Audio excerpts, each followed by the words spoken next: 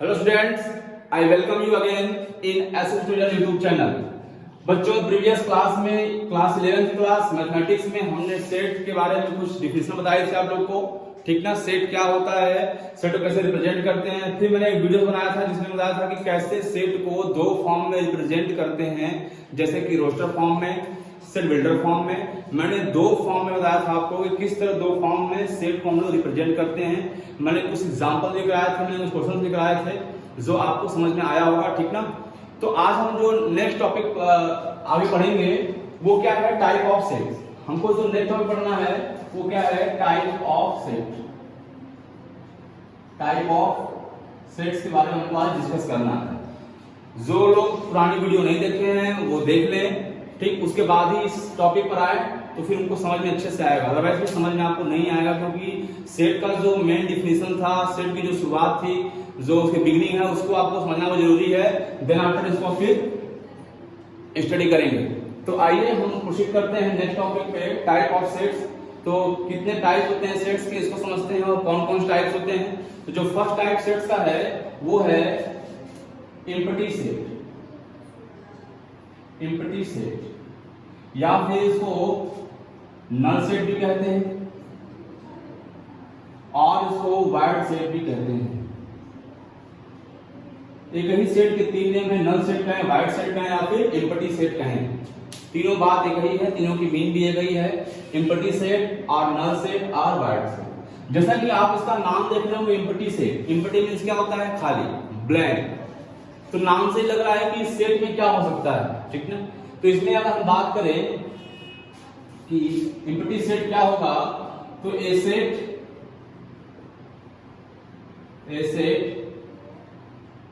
which does not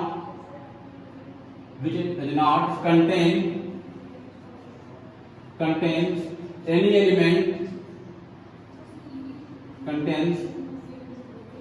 any element is called empty set.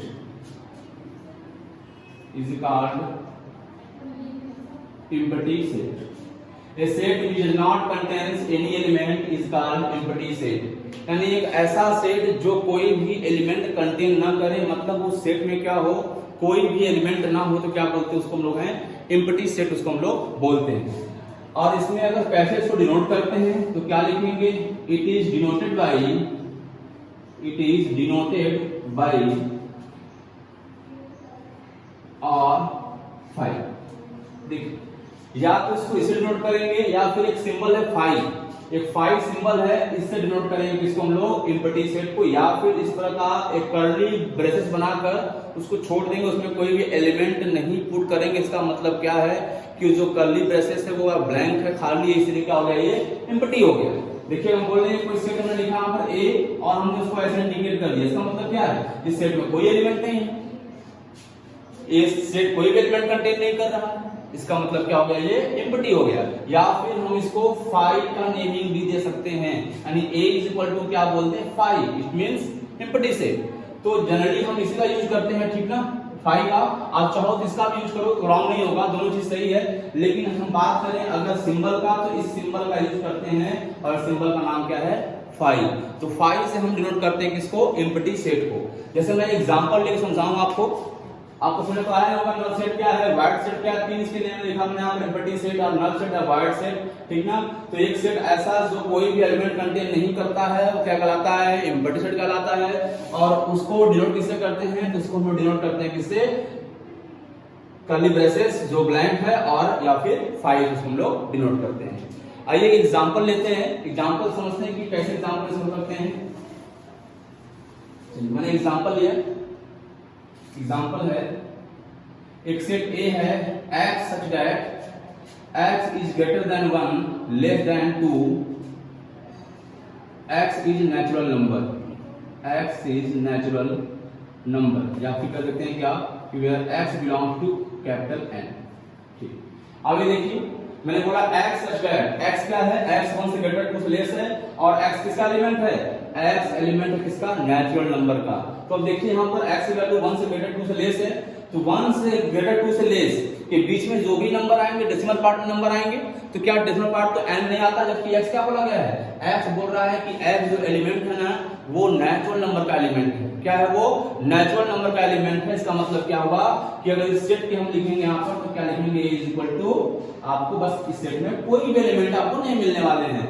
जो मैंने ऐसे बिल्डर फॉर्म में सेट बना रखा है उसमें ये बोला गया है कि x की वैल्यू 1 से ग्रेटर होगी, 2 से लेस होगी और x कहां में बिलोंग करेगा, कैपिटल N में बिलोंग करेगा। तो आप देखिए कि ऐसी कोई पॉसिबिलिटीज नहीं है जिससे इनके बीच कोई भी नेचुरल नंबर हमको मिले। इसका मतलब क्या होगा, वो ब्लैंक होगा, कौन सा, कर्ली ब्रेसेस, या फिर इसको हम a इज इक्वल टू 5 भी बोल सकते हैं, ठीक ना। तो क्या हो गया, a इज इक्वल टू 5 हो गया। ये क्या हुआ, एम्प्टी सेट हुआ, ठीक। एक थोड़ी सी कंफ्यूजन देखिए बच्चों में रहती है, कभी कभी अगर ऐसा लिखा मिल गया आपको कि a इज इक्वल टू, ऐसे मिल गया किसी सेट में, किसी ब्रेसेस में एक एलिमेंट 5, मैंने ऐसे लिखा यहां पर, देखिए ये लिखा मैंने राइट यहां पर। तो अब ऐसा नहीं कि ये भी आपका एम्प्टी सेट हो गया, नहीं, ये आपका एम्प्टी सेट नहीं होगा, क्योंकि देखिए एक सेट A है और इस सेट के अंदर एक एलिमेंट आ गया और एलिमेंट क्या है, वो 5 है। तो ऐसे कभी ध्यान रखिएगा, इस सेट को कभी हम लोग एम्प्टी सेट नहीं कहेंगे, ठीक ना, क्योंकि इस सेट में एक एलिमेंट है। तो बस जनरली सिर्फ अगर 5 लिखा है तो ही वो इंडिकेट करता है किसको, एम्प्टी सेट को।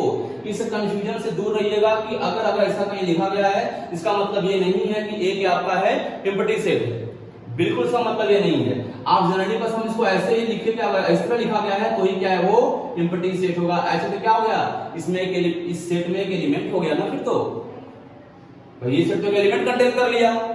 तो इस सेट की जो नेमिंग होती है उसको बोलते हैं सिंगलटन सेट। क्या बोलते हैं, सिंगलटन सेट, इसकी हम लोग नेमिंग बोलते हैं क्या, सिंगलटन सेट। जिस सेट में सिर्फ सिंगल एलिमेंट हो उसको बोलते हैं क्या हम लोग, सिंगलटन सेट। ये मैंने सारा डिफिनेशन में छोड़ दिया था, मैं बता रहा था आपको। तो क्या होगा, ये सिंगलटन सेट कहलाएगा। जिस भी यानी यहां दो बात समझ आ गई। एम्प्टी सेट क्या होता है, जिसमें कोई एलिमेंट ना हो। जिस सेट में सिर्फ एक एलिमेंट है वो क्या होगा, सिंगलटन सेट होगा। तो आप उसका डिफिनेशन अपने स्लाइड कर सकते हो कि सिंगलटन सेट क्या होता है कि a set which contain only one element is called the singleton set, ठीक ना। और एम्प्टी सेट क्या होता है ये आपको समझ में आया होगा। आइए नेक्स्ट टाइप देखते हैं कि नेक्स्ट टाइप क्या है। तो नेक्स्ट टाइप देखते हैं हम लोग, जो नेक्स्ट टाइप है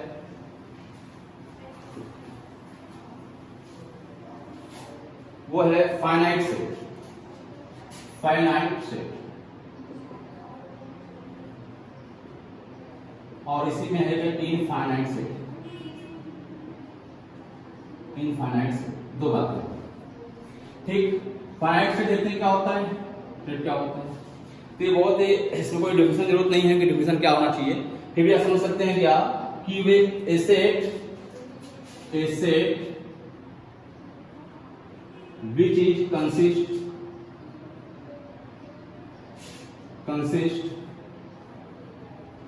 आपको दिखता नहीं होगा, consist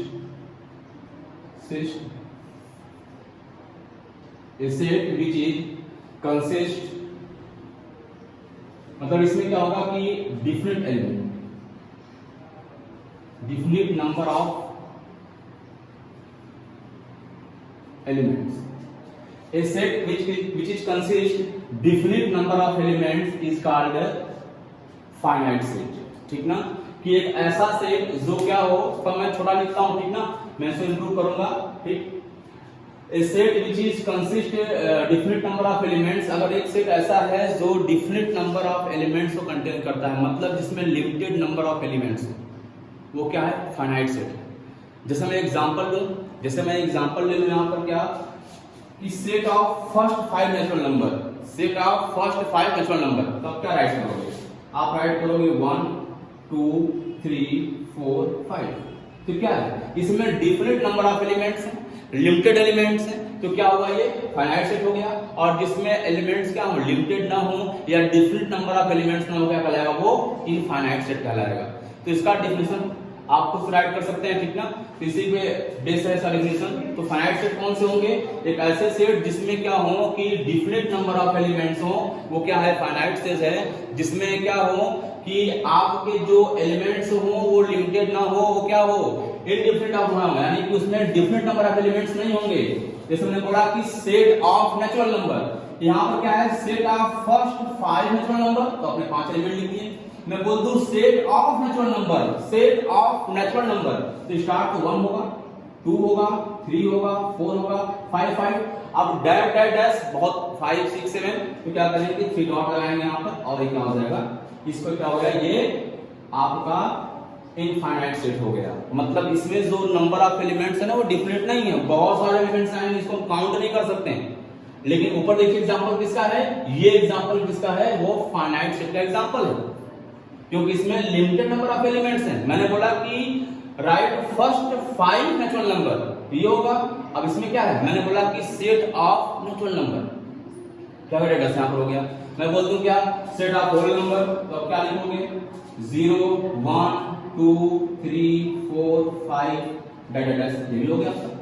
फिर 3 डॉट लगाएंगे यहां पर, डैश डैश डैश। 3 डॉट लगाने से क्या होता है, आप सिर्फ 3 डॉट का यूज क्या करिए, जैसे मान लिया क्या कि वो जो उसकी जो सीरीज है वो अपना आगे इस तरह बढ़ता जाएगा, ठीक ना। तो ये क्या हो गया, फाइनाइट सेट हो गया, और क्या हो गया, इनफाइनाइट सेट हो गया। लेकिन एक छोटी सी बात और समझिएगा कि क्या जितने भी सेट हैं, क्या ऑल इनफाइनाइट सेट को हम रोस्टर फॉर्म में लिख सकते हैं क्या हम ऑल इनफाइनाइट सेट को रोस्टर फॉर्म में लिख सकते हैं। देखिए हमने यहाँ पे क्या लिखा है, ये रोस्टर फॉर्म ही तो है, और सेट कैसा है, इनफाइनाइट है। रोस्टर फॉर्म तो है, सेट कैसा है, इनफाइनाइट है, ठीक ना। क्या हम ऑल इनफाइनाइट सेट को रोस्टर फॉर्म में लिख सकते हैं, तो नहीं। जैसे मैं बोलूंगा आप set of real number, set of real number को हम लोग रोस्टर फॉर्म में नहीं लिख सकते, क्योंकि वो भी इनफाइनाइट होता है। तो क्यों नहीं लिखते हैं, क्योंकि उसके स्टार्ट होने का जो ऑर्डर है ना वो फिक्स नहीं है कि कहां स्टार्ट करें। जैसे नेचुरल नंबर में क्या है, स्टार्ट तो 1 से होगा, होल नंबर में क्या है, जो स्टार्ट 0 से होगा, इंटीजर में बताइए आपको क्या होगा। तो इसे रियल और रियल नंबर की, तो रियल नंबर में क्या होगा कि उसकी स्टार्टिंग कहां से करें, इसका कोई फिक्स ऑर्डर नहीं है रियल नंबर का। आप चाहे तो -4 स्टार्ट कर दो, -5 स्टार्ट कर दो, क्योंकि सभी रियल नंबर होते हैं, पता होना चाहिए आपको। मैं अभी आगे पढ़ाऊंगा आपको सबसे बड़ा सेट क्या होता है, रियल नंबर सेट होता है, ठीक है। मैं पढ़ाऊंगा आपको सबसेट, ठीक ना। तो समझिए यहां से कि उसका कोई फिक्स ऑर्डर नहीं है रियल नंबर का ना। तो रियल नंबर के सेट को हम लोग, हालांकि वो इनफाइनाइट सेट तो है, लेकिन क्या होगा, उसको हम रोस्टर फॉर्म में राइट नहीं कर सकते, क्योंकि उसका कोई फिक्स ऑर्डर नहीं है कि कहां से उसको स्टार्ट करना है। लेकिन देखिए नेचुरल नंबर में था, होल नंबर में था, और वो चीजों में था, तो जहां से आपको लगता है कि इसका ऑर्डर फिक्स, हमको यहां से स्टार्ट कर सकते हैं, तो ठीक है, उसको तो राइट कर पाओगे, एक सीक्वेंस भी ले पाओगे। लेकिन क्या हुआ, रियल नंबर कोई सीक्वेंस फिक्स नहीं है कि किस सीक्वेंस से कहां निकालना है, कहां स्टार्ट करना है और कहां से राइट करना है। इसलिए क्या है, बोला गया है कि ऑल इनफाइनाइट सेट को जरूरी नहीं है कि हम रोस्टर फॉर्म में लिख पाए। तो ये आपका फाइनाइट सेट हुआ और इनफाइनाइट सेट हुआ। आई होप आपको समझ में आ रहा होगा, ठीक। आइए आगे प्रोसीड करते हैं। नेक्स्ट टाइप देखते हैं हम लोग, नेक्स्ट टाइप देखते हैं हम लोग हैं। जो नेक्स्ट टाइप आपका है वो आपका है इक्विवेलेंट सेट, और नेक्स्ट आपका है इक्वल सेट, ठीक। 2 टाइप्स पढ़ने हैं हमको, क्या करने हैं हमको, है 2 टाइप्स पढ़ने हैं। जो लास्ट 2 टाइप बचे हैं इक्विवेलेंट। देखिए ये जो इक्विवेलेंट सेट है इसको आप एनसीईआरटी में मेंशन नहीं पाओगे, ये एनसीईआरटी नहीं दिया हुआ है, ठीक है। लेकिन इसको भी समझेंगे इक्विवेलेंट सेट क्या होता है, और फिर क्या है इक्वल सेट क्या होता है, इसको भी हम समझेंगे। देखिए इक्विवेलेंट सेट में क्या होता है कि जैसे हम बात करें, एक चीज और होता है, एक होता है टर्म होता है cardinal number of set, cardinal number of set. इसका मतलब होता है कि इसका इंडिकेशन ये होता है किसी भी सेट में कितने एलिमेंट हैं, वही क्या होता है, कार्डिनल नंबर ऑफ सेट होता है। इसलिए मैंने बोला है, सेट लिखा मैंने यहां पर A = 1 2 3 4 5, ये लिखा मैंने यहां पर। तो cardinal number of set A, यानी कि number of element in set A = कितना हो जाएगा, 5। देखिए कितने एलिमेंट हैं, 1 2 3 4 5 एलिमेंट हैं।